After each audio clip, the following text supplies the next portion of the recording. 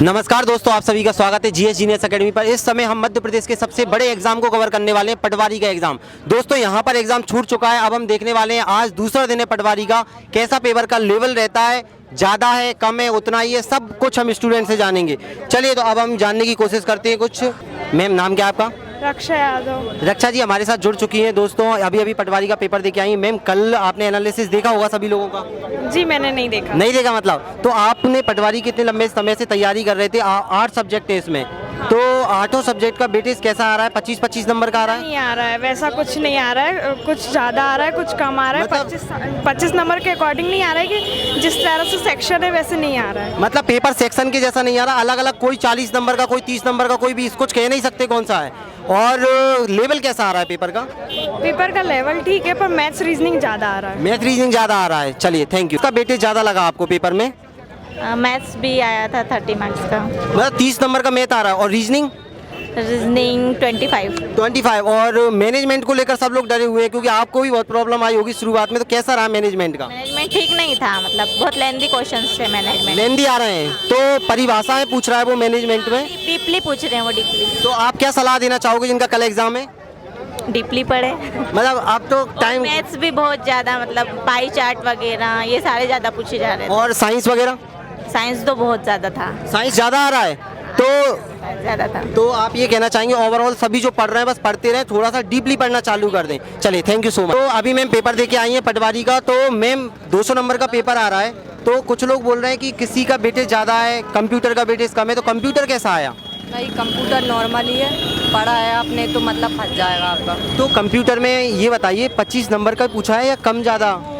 Fix नहीं है, मतलब कि कुछ भी पूछ रहे हैं। तो मैथ के बाद रीजनिंग का रख रहा है, फिर हिंदी रख रहा है, कोई सा भी क्वेश्चन आ रहा है? हाँ, मैथ के बाद रीजनिंग है, रीजनिंग बाद मतलब जीके है, पहले लास्ट में है मैथ तो। मतलब कैसा सीक्वेंस आपको कैसा लगा, थोड़ा सा एक बार आप बता पाओगे? पहले जीके है, पहले जीके है, हाँ, फिर रीजनिंग है, रीजनिंग, फिर कंप्यूटर है, कंप्यूटर, मिक्स है, मतलब कंप्यूटर और जीके मिक्स है। मतलब मिक्सअप डाल रहे हाँ हैं। हाँ, और फिर और मैनेजमेंट? मैनेजमेंट है और लास्ट में हिंदी है और बीच में फिर मैथ है। तो मैनेजमेंट में समझ में नहीं आ रहा लोगों को, आपने भी तैयारी करी तो मैनेजमेंट कहाँ से पढ़े, ये बहुत कंफ्यूजन था। नहीं पढ़ा सर। अच्छा पढ़ा ही नहीं है आपने, छोड़ ही दिया। अच्छा मैम आपका नाम क्या है? दीक्षा। दीक्षा जी, तो अभी अभी पेपर दे के आए, तो आपने जैसा सोचा था वैसे ही पेपर आया कि थोड़ा सा लेवल कम लगा आज का या ज़्यादा?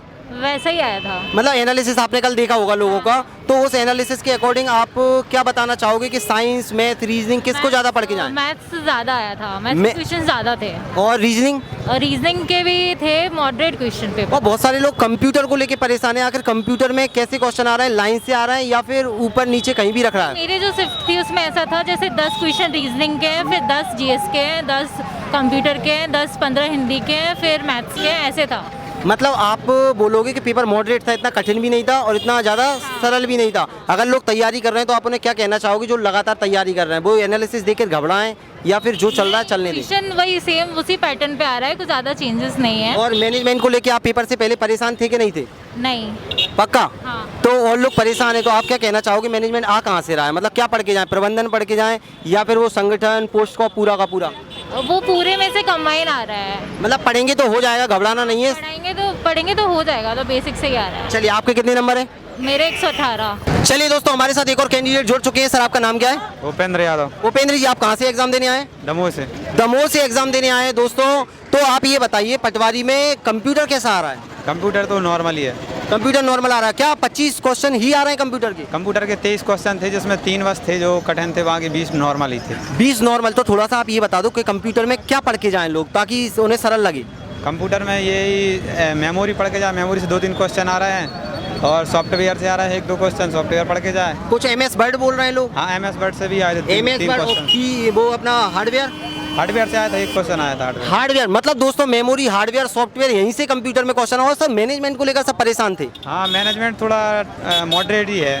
20 क्वेश्चन थे जिसमें 10-12 बन रहे हैं, 8 क्वेश्चन। तो परिभाषाएं पूछ रहे हैं वो पोस्ट कोड वगैरह यही पूछ रहे हैं कि अलग अलग? हाँ, ये हेनरी फुल का आया था, पोस्ट कोड आया था और एक और परिभाषा आई थी और बाकी और प्रबंधन से 8 क्वेश्चन थे, प्रबंध मेन। जो मेन प्रबंधन मैंने चैप्टर आपको पढ़ाया है दोस्तों, वहाँ से 8 क्वेश्चन सीधे देखने मिल रहे हैं और पोस्ट कॉप जो हमने पढ़ा है वहाँ से भी पूरा पेपर आ रहा है। मतलब इजी था, आपके कहने का मतलब है। 8 में कहीं कहीं कोई भी क्वेश्चन रखा है कि लाइन से थे? नहीं, जैसे अगर मैनेजमेंट क्या है तो 20 क्वेश्चन मैनेजमेंट के मिल गए, अगर इंग्लिश क्या है तो 15 क्वेश्चन रेगुलर उसके मिल गए। मैथ रीजनिंग मिला के 65 क्वेश्चन आए हैं। तो अपन रीजनिंग के थे 35 क्वेश्चन रेगुलर मिल गए थे, मैथ में 20 क्वेश्चन रेगुलर मिल गए थे, फिर 5 अगले पोर्सन में मिल गए थे मैथ वाले। चलिए, तो कितने नंबर है सर आपके? 125। तो दोस्तों अभी आपने देखा पेपर की कहाँ कैसा कैसा आ रहा है। किसी के 118 नंबर आ रहे हैं, किसी के 188 नंबर भी आ रहे हैं। यहाँ पर एक्सपर्ट हमारी मैम जुड़ चुकी है हमारे साथ में। मैम, आज का पेपर आपने देखा तो बच्चों से बातचीत करके आपको कैसा लगा?